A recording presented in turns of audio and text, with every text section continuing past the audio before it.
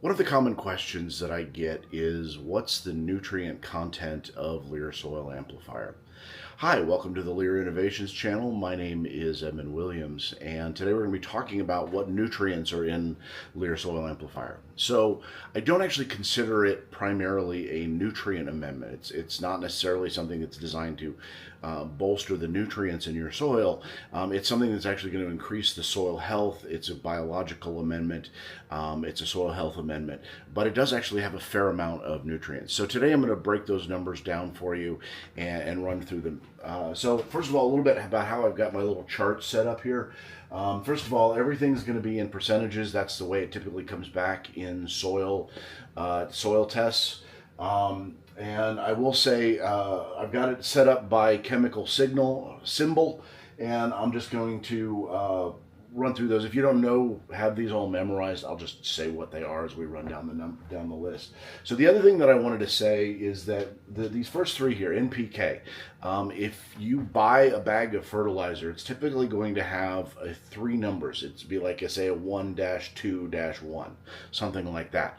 And what those numbers are NPK. That's nitrogen, phosphorus, and potassium, and those are percentages. So that particular fertilizer amendment would have, say, if it was a 1-2-1, is going to have 1% nitrogen, 2% phosphorus, and 1% potassium. So that's going to be kind of a simple one. As we come down here, we've got the macronutrients, and then we've got the micronutrients down here at the bottom. So let's go ahead and run through the numbers. Oh, and I've got it set up as I was able to find some numbers for typical for a compost product. So we're comparing, at least for these average, high, and low, we're comparing those against a compost, something that would be commercially produced and sold in a store or something like that. So these would be averages of high and low. Anything over the average high is going to be pretty high. At least certainly for a compost. For the micronutrients, I wasn't able to find any kind of a range for that. So what I'm doing here is I've added this azomite column. So azomite is a rock product that's mined out of a mine in Utah. It's something that's typically used as a micronutrient amendment. It's very high in a lot of different micronutrients. And I want to be clear that I'm not in any way, shape, or form busting on azomite. I have no issues with azomite. It's a great product. It's just something that was the easiest baseline that I could come up with so that we could kind of compare our numbers to. I wanted to give context to everything that we're doing here. So if you look at nitrogen, a typical compost is going to be between 1 and 2%. Azomite doesn't have any. It's just a rock. Nitrogen comes from the air. It's typically processed biologically, so that makes sense that they wouldn't have any. The LEHR Soil Amplifier is 2.3%, so just a little. It's pretty high in nitrogen for a compost. Now I want to say also this is the numbers off of my most recent test. I've actually had a number of tests done over the years, and they all come out pretty much within the same range. It's not exact, but there's a little bit of variability, but that's not surprising. But this is pretty standard. Okay, so jumping here to P, which is phosphorus. We've got an average low of 0.3, an average high of 0.9. Azomite has 0.2. And LEHR Soil Amplifier has 1.3. So it's actually, there's quite a bit of phosphorus in there. K, that's potassium. The average low will be 0.5, average high is 1.5, azomite's 5.2, and then LEHR Soil Amplifier is 0.5. Now, I think one of the issues that we tend to run into with LEHR Soil Amplifier is that it does tend to be a little bit lower on the potassium levels, and it's actually impacting the way we grow a little bit. So I'm working on trying out various amendments and seeing if we can get that up. And as we get the garden content of potassium up into the range that we need, I'm expecting this number to climb. And we'll see how that works as we start kind of processing through some of the newer batches.